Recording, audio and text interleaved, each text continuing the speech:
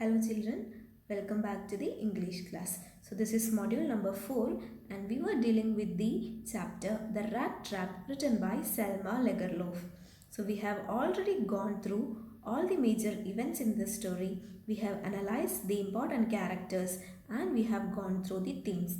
And in this module, we are going to deal with the important questions and answers which will help you to understand the text better. Why did the peddler think that the world was a rat trap? Let us look at the answer. The peddler was a poor man who earned his living by selling rat traps he made himself from the materials he got by begging.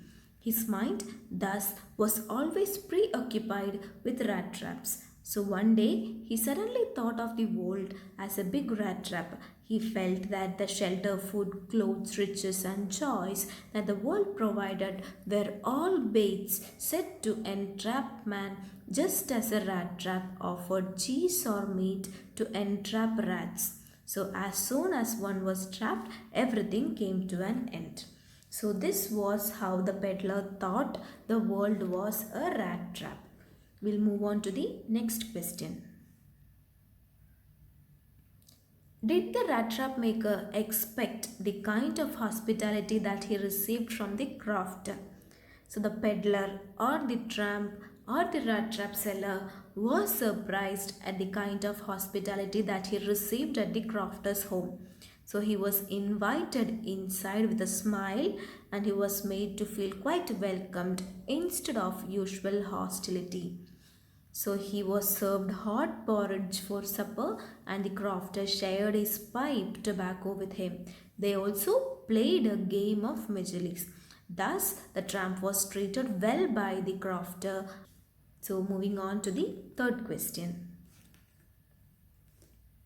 What made the man think that he had fallen into the rat trap? So the rat trap seller, who considered the world as a rat trap, was finally falling into that rat trap. So let us see the reason behind it. So after stealing the money from the crofter, the tramp turned into the forest. So he wanted to avoid walking on the road. So confused and disoriented by the trees in the forest and the narrow twisting paths, he realized that he was lost. So he was laying down in despair, feeling that he had also fallen into this big rat trap and he was caught by the bait. And the bait mentioned here is the money 30 kroners that he stole from the crofter. I hope the answer is clear. Let us move on to the next question. Why did the stranger not tell the ironmaster that he was not Nils Olof? Let us look at the answer. The stranger did not tell the ironmaster that he was not Nils Olof because he thought that if the gentleman believed that he was an old acquaintance, then he might take pity on him and help him with some money. So this idea of money restricted him from revealing the truth that he was not Nils Olof. I hope it is clear. Let us move on to the next question. When did the ironmaster realize his mistake of confusing the peddler's identity with the captain? So when the peddler had his bath, a shave, a haircut done, and after wearing the master's fine clothes, he looked well groomed. So when he was presented before the ironmaster in the broad daylight, he was utterly shocked that he mistook the peddler as his former comrade in uncertain reflection from the furnace. So it is after getting well dressed and getting a clean bath and shave that the ironmaster is able to recognize that this person, this rat trap seller, is not Nils Olof. I hope it is clear. Let us look at the next question. What made the peddler accept Edla's invitation? So the peddler declined the ironmaster's invitation for the fear of being caught and he was not Nils Olof. However, the invitation given by Edla contained warmth, friendliness and compassion. and it instilled a sort of confidence in him.